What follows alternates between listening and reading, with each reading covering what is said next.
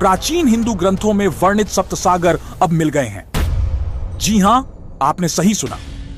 हिंदू पुराणों में जिन 7 समुद्रों का जिक्र किया गया था, जैसे कि क्षीर सागर यानी दूध का समुद्र, सुरा सागर यानी शराब का समुद्र, इक्षु सागर यानी गन्ने के रस का समुद्र, दधि सागर यानी दही का समुद्र, सर्पी सागर यानी घी का समुद्र, ये सभी समुद्र आज के समय में हमें मिल गए हैं। और सबसे चौंकाने वाली बात यह है कि ये महासागर जो हजारों साल पहले हमारे ऋषियों ने वर्णित किए थे, ठीक उन्हीं विशेषताओं के साथ आधुनिक दुनिया में मौजूद हैं। लेकिन जितना महत्वपूर्ण इन सागरों की विशेषताएं हैं, जैसे कि दही का सागर, दूध का सागर, शराब का सागर, इससे भी कई अधिक महत्वपूर्ण है आज के समय में उनका गूगल मैप में लोकेशन। और हकीकत में वे समुद्र आज भी मौजूद है, यह जानकर आप सचमुच चौंकने वाले हैं। क्योंकि अगर पुराणों में लिखे सप्त सागर वास्तव में मौजूद हैं, तो हमें यह भी पता होना चाहिए कि वे आधुनिक मानचित्र पर कहां पर स्थित हैं। और यही वह जानकारी है जिसे इतिहासकारों ने आपसे छिपा कर रखा। यहां तक कि जब पुराण और महाभारत जैसे हिंदू ग्रंथों में इनका स्पष्ट डिस्क्रिप्शन दिया गया है, तब भी इतिहासकारों ने इसे महज एक मिथक कहकर नकार दिया। क्योंकि अगर यह मान लिया जाता कि हजारों साल पहले ही भारतीय ऋषियों को महासागरों की जानकारी थी, तो इससे क्या साबित होता? इससे यह साबित होता कि भारतीय हिंदू ऋषियों का ज्ञान दुनिया के बाकी लोगों से कहीं आगे था और भारतीय हिंदू संस्कृति दुनिया को डोमिनेट कर रही थी। और यही वह चीज है जिसे पश्चिमी इतिहासकार और भारत के भीतर मौजूद कुछ एजेंडा पुशिंग समूह स्वीकार नहीं करना चाहते थे। उन्होंने इसे एक मिथक कहा, इसे कहानी बताया और कभी भी इसे गंभीरता से नहीं लिया। लेकिन अब जब आधुनिक विज्ञान से इन सप्त सागरों के अस्तित्व की पुष्टि हो रही है, तब भी यह इतिहासकार चुप हैं। तो अब सवाल आपसे, क्या यह केवल एक संयोग था? क्या यह सब सिर्फ एक कल्पना थी? या फिर यह इतिहास का सबसे बड़ा छिपाया गया सत्य है? लेकिन सवाल यह भी है, हमारे ऋषियों ने यह जानकारी कैसे प्राप्त की? क्या हमारे पूर्वजों के पास कोई ऐसी दृष्टि थी जो आधुनिक विज्ञान से भी आगे थी? क्योंकि सोचिए, हजारों साल पहले जब न कोई उपग्रह थे, न कोई वैज्ञानिक यंत्र, तब हमारे ऋषियों ने सिर्फ अपनी प्राकृतिक अवलोकन शक्ति से महासागरों के अलग अलग प्रकारों की पहचान कर ली। इस वीडियो में हम सप्त सागरों की सही लोकेशन, उनके वैज्ञानिक प्रमाण और उन झूठों का पर्दाफाश करेंगे जिन्हें इतिहासकारों ने हमसे छिपा कर रखा। तो वीडियो को अंत तक जरूर देखें, क्योंकि जो हम आपको बताने जा रहे हैं वह आपकी सोच को पूरी तरह बदल सकता है। तो दोस्तों, सबसे पहला सवाल यही आता है दिमाग में कि भला कोई समुद्र दूध, शराब, दही या घी से कैसे भरा हो सकता है? क्या ये सब सिर्फ कल्पनाएं हैं? क्या हमारे ऋषि इतने भोले थे कि उन्हें यह भी नहीं पता था कि समुद्र का पानी नमकीन होता है? लेकिन दोस्तों, शायद गलती हमारी सोच में है, क्योंकि उन ऋषियों की बुद्धि और ज्ञान तो उच्च कोटि का था ही, परंतु दोष आज की हमारी मॉडर्न समझ की सीमितता और बुद्धि के दिवालियापन में है। हमारे ऋषि महासागरों को उसकी फिजिकल अपीयरेंस, टेक्सचर और गुणों के आधार पर नाम देते थे। जैसे कि क्षीर सागर यानी जिसका पानी दूध की तरह सफेद और उज्जवल हो, दधि सागर यानी जो जमा हुआ, गाढ़ा और ठोस हो, सर्पी सागर यानी घी की तरह चिकना और मलाईदार हो, लवण सागर यानी नमक से भरपूर जैसा कि आज का खारा पानी। अब सवाल आता है कि अगर क्षीर सागर सच में था, तो आज के मैप पर वो कहां है? महाभारत के भीष्म पर्व में बताया गया है कि क्षीरोदम परितः शाकः शाकद्वीप प्रकीर्तितः, यानी जो क्षीर सागर यानी दूध के समुद्र से घिरा हुआ है और जहां शाक यानी वनस्पतियां प्रचुर मात्रा में पाई जाती हैं, वही द्वीप शाकद्वीप के नाम से प्रसिद्ध है। तो दोस्तों, शाकद्वीप यानी आज का अफ्रीका महाद्वीप, जिसके एक तरफ है अटलांटिक ओशन और दूसरी तरफ है इंडियन ओशन और अरब सागर। इस द्वीप के बारे में हमने कुछ वीडियो बनाई है, उन्हें आप देख सकते हैं। अब आप कहेंगे, अरे भाई, इन सागरों का पानी तो खारा और नीला है, दूधिया नहीं दिखाई देता, आप उल्लू बना रहे हो क्या? तो आइए अब मिलते हैं मॉडर्न साइंस से अटलांटिक और इंडियन ओशन में एक बहुत ही खास और रहस्यमयी फिनोमिनॉन देखा गया है जिसे कहते हैं मिल्की सीज फिनोमिनॉन या दूधिया समुद्र। तो ये मिल्की सीज फेनोमेनन क्या होता है? समुद्र का एक बड़ा हिस्सा कभी कभी 1 लाख वर्ग किलोमीटर तक रात के अंधेरे में मिल्की वाइट ग्लो करता है, इतना ज्यादा ग्लो कि सैटेलाइट से भी दिखाई देता है। यह चमक होती है बायोलुमिनेसेंट बैक्टीरिया की वजह से और यह ग्लो 40 दिन तक लगातार बनी रह सकती है। जी हां, इस घटना को विज्ञान में कहा जाता है मिल्की सी फिनोमिनन और यह कोई नई बात नहीं है। 17वीं सदी 1600 साल में कैप्टन विलियम कीलिंग ने अपने जहाज के जर्नल में इस दूध जैसे समुद्र का जिक्र किया। स्थान केप गार्डाफुई, पूर्वी अफ्रीका के पास। वर्ष 77 में कैप्टन न्यूलैंड ने रॉयल सोसाइटी में पहली बार इस पर वैज्ञानिक लेख पढ़ा और बताया कि शायद ये किसी एनिमल कुल यानी सूक्ष्म जीव के कारण समुद्र दूध के जैसा दिखाई दे रहा है। वर्ष 1800 में समुद्र के किनारे रहने वाले नाविकों ने इसे मेल्कजी कहा। डच भाषा में इसका मतलब होता है दूधिया समुद्र। वर्ष 1985 में पहली बार वैज्ञानिकों ने एक रिसर्च में दूधिया और मिल्की सी के बीच सीधे संपर्क में बायोलुमिनेसेंट बैक्टीरिया की पहचान की, यानी समुद्र की चमक का असली कारण एक बैक्टीरिया को बताया। 21वीं सदी वर्ष 2005 में पहली बार वैज्ञानिकों ने उपग्रह से इसका फोटोग्राफिक सबूत लिया और वर्ष 2019 में वैज्ञानिकों ने देखा कि एक मिल्की सी 1,00,000 वर्ग किलोमीटर तक फैला था और लगातार 40 दिनों तक दूध के जैसा चमकता रहा। ये कोई छोटी मोटी बात नहीं है दोस्तों, ये चमक इतनी ज्यादा होती है कि स्पेस से भी देखी जा सकती है। अब सोचिए दोस्तों, विज्ञान वर्ष 1985 में जाकर पहली बार समझ पाया कि समुद्र में बायोलुमिनेसेंट बैक्टीरिया होते हैं जिससे समुद्र दूधिया सफेद दिखाई देता है। 2005 में जाकर उपग्रह से इसकी फोटो ली गई और 2019 में जाकर वो कह पाए कि यह घटना 40 दिन तक भी चल सकती है। तो दोस्तों, अब जरा सोचिए, जिस घटना को विज्ञान आज थोड़ा थोड़ा समझने लगा है, इस घटना को हमारे ऋषियों ने हजारों वर्ष पहले अपनी प्रकृति के ऑब्जर्वेशन पावर से समझ लिया था और उसे क्षीर सागर नाम दिया था और विज्ञान उसे मिल्की सी कहता है। कितनी गजब की समानता है साइंस और सनातन धर्म के ऋषियों के ज्ञान में। अभी तो रुको जरा, आगे और भी चौंकाने वाली जानकारी मिलने वाली है। चलिए दोस्तों, अब बात करते हैं उस महासागर की जो आज भी हमारे चारों तरफ है, जिसे आप और हम रोज अपनी आंखों से देखते हैं, जिसका पानी नमकीन होता है, यानी लवण सागर। हमारे शास्त्रों में इसका जिक्र बहुत साफ शब्दों में किया गया है। लवणम सागरम प्राप्य जम्बूद्वीप समन्ततः। जम्बूद्वीप चारों ओर लवण सागर यानी खारे पानी के समुद्र से घिरा हुआ है। जम्बूद्वीप आखिर कहां है, इसके बारे में भी हमने एक वीडियो बनाया है, आप उसे देख सकते हैं।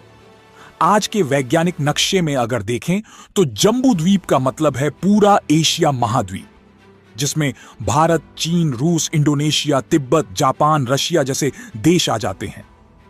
और यह पूरा महाद्वीप 3 तरफ से घिरा है, अरब सागर, बंगाल की खाड़ी, दक्षिण चीन सागर और हिंद महासागर जैसे महासागरों से। और इनका पानी कैसा है? खारा यानी नमकीन। अब सोचिए, आज की साइंस जिस महासागर को सालीन वाटर बॉडी कहती है, उसे हमारे ऋषियों ने हजारों साल पहले बस एक शब्द में कह दिया, लवण सागर। तो क्या यह सिर्फ संयोग है या फिर हमारे शास्त्रों में वो समझ छिपी है? अब आगे सवाल यह है कि क्या दुनिया में कोई ऐसा समुद्र भी है जो दही से बना हो? अब जाहिर सी बात है, सीधा सीधा दही तो कहीं नहीं मिलेगा, लेकिन जरा अपनी सोच को थोड़ा शार्प कीजिए, क्योंकि ये एक पजल है और जवाब छुपा है इसके पीछे की परतों में। देखिए, दही तभी बनता है जब दूध जमता है, और जब कोई समुद्र जम जाता है तो वो किस रूप में होता है? बर्फ के रूप में।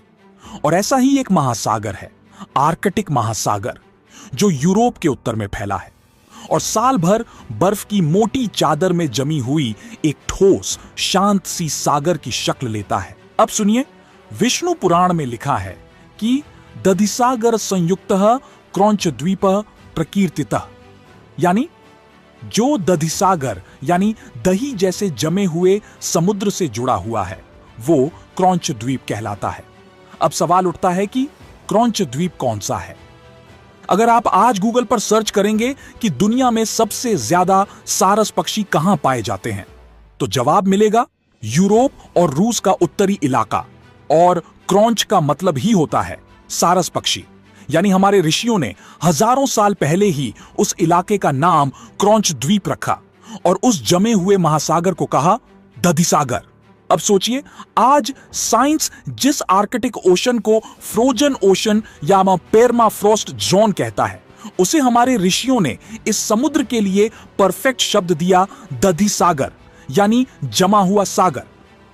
तो इस समानता को एक कल्पना कहना यह बताता है कि इतिहासकार सनातन धर्म से कितने घबराए हुए हैं। तो दोस्तों, अब बात करते हैं उस समुद्र की जिसे हमारे ऋषियों ने स्वादु जल सागर कहा है, यानी कि मीठे पानी का समुद्र। अब आप कहेंगे, भाई ये कैसे मुमकिन है? समंदर का पानी तो हमेशा नमकीन ही होता है। लेकिन यही तो कमाल है हमारे शास्त्रों का और हमारे ऋषियों की दूरदृष्टि का। भागवत पुराण में साफ लिखा है कि स्वादुद केन संयुक्तः पुष्कर द्वीप उच्यते, यानी जो मीठे जल से जुड़ा हुआ है वही पुष्कर द्वीप कहलाता है। अब जरा ध्यान दीजिए, यह पुष्कर द्वीप कोई और नहीं बल्कि आज का उत्तर अमेरिका महाद्वीप है और इससे जुड़ा हुआ है दुनिया का सबसे बड़ा मीठे पानी का विस्तार ग्रेट लेक्स, यानी कि महान झीलों की श्रृंखला। इनमें से लेक सुपीरियर अकेली ही इतनी विशाल है कि इसे देखने पर कोई भी इसे समुद्र समझ बैठेगा। इसकी चौड़ाई करीब 560 किलोमीटर और लंबाई 616 किलोमीटर है।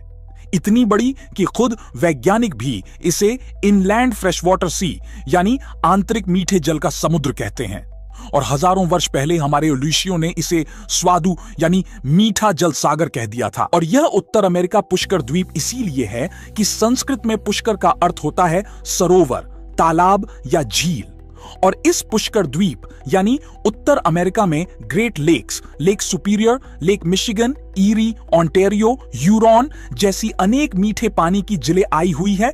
और यही नहीं, ग्रेट लेक सिस्टम पूरी तरह से फ्रेश वाटर इकोसिस्टम है जिसमें 20% से ज्यादा पृथ्वी पर ताजे पानी का भंडार मौजूद है। बस फर्क इतना है, उन्होंने जो महसूस किया, देखा और समझा, हम उसे अब सैटेलाइट से नाप रहे हैं। मीठे पानी के बाद अब बारी है उस समुद्र की जिसका नाम है सर्पिसागर, यानी घी का समुद्र। अब आप सोचेंगे कि घी से भरा सागर, यह कोई मजाक है क्या? लेकिन अगर आप गौर से सोचेंगे तो बात बिल्कुल साफ हो जाती है।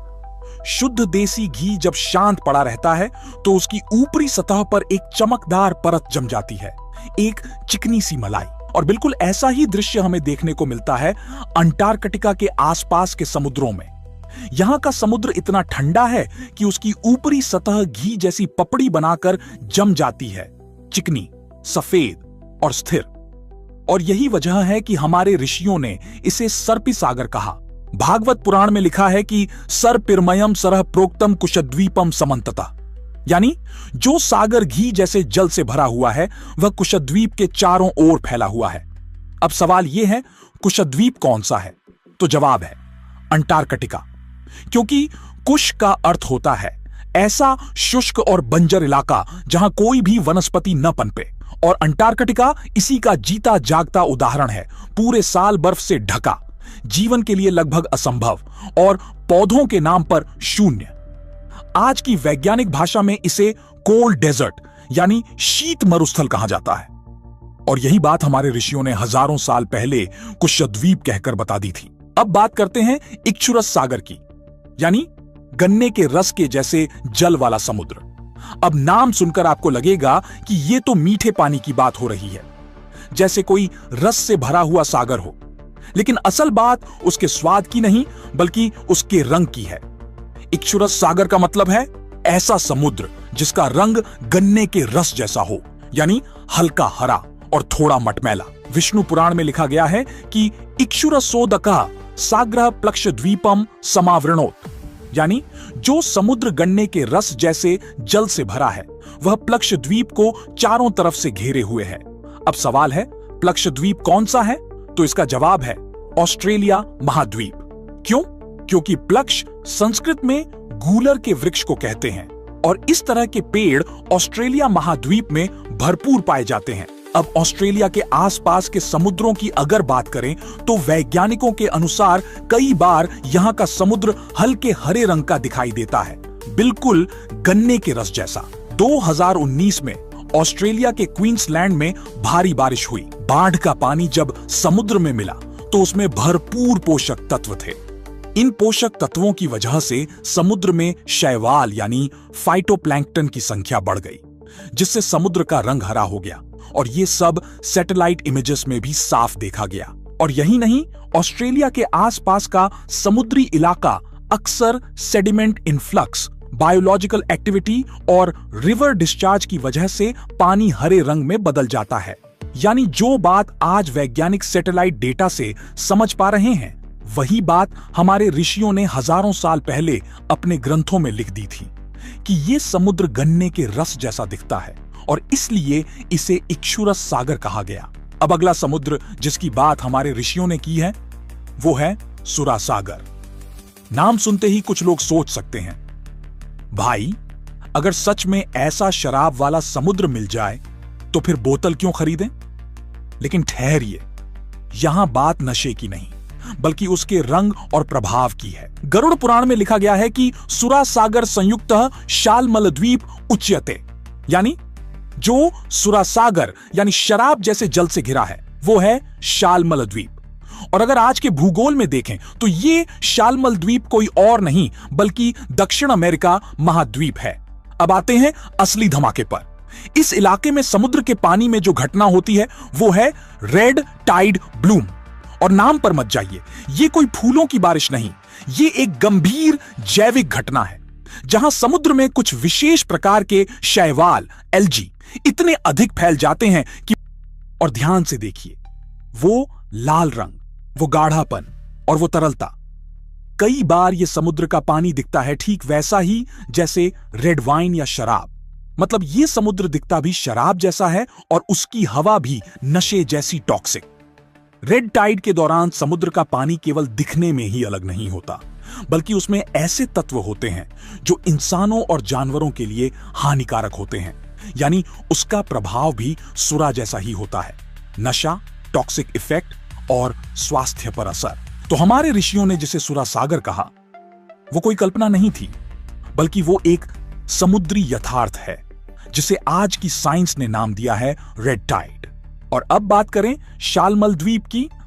शालमल यानी सेमल का वृक्ष, जिसे अंग्रेजी में कहते हैं सिल्क फ्लॉस ट्री, और ये वृक्ष पाए जाते हैं दक्षिण अमेरिका में, खासकर ब्राजील, पेरू, अर्जेंटीना जैसे देशों में।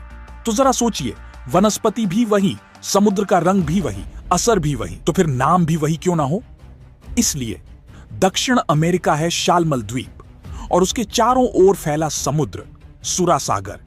तो सवाल यह नहीं है कि ऋषियों की बातों में विज्ञान था या नहीं, सवाल यह है कि क्या हम उन्हें समझने के लायक हैं या नहीं।